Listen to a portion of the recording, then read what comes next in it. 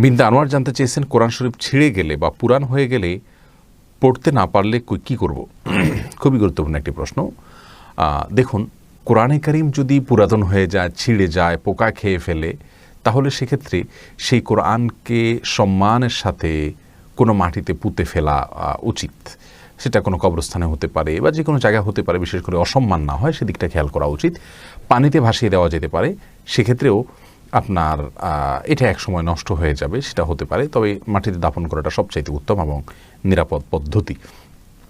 আগুনে পুড়ে ফেলা যাবে কি না, এই বিষয়টা নিয়ে আমাদের সাধারণ মানুষের মধ্যে যথেষ্ট পরিমাণ আবেগ কাজ করে যে না, আগুনে পুড়বে কেন আল্লাহর কোরআন। অথচ ওলামা কেরামের অনেকেই এটাকে আগুনে পোড়াটাও এটাকে শেষ করে ফেলে, এটাতে অসম্মান কি ছিল, তার ছায়াগুলোকে আপনার সম্মানজনক কোনো জায়গায় আপনি পুঁতে ফেললেন বা রেখে দিলেন বা ফেলে দিলেন, তাতেও দায়িত্ব মুক্ত হয়ে যাবে। যেহেতু আমাদের দেশে মানুষ এটাকে ভালোভাবে নেন না এবং আগুনে পোড়ানোটা সাধারণত প্রতিবাদের ক্ষেত্রে এবং বাজে সেন্সে হয়ে থাকে, সেই জায়গা থেকে আমরা এই কাজটা না করাই ভালো হবে। আমাদের জন্য আরও বিকল্প রয়েছে, সেগুলো আমরা করতে পারি।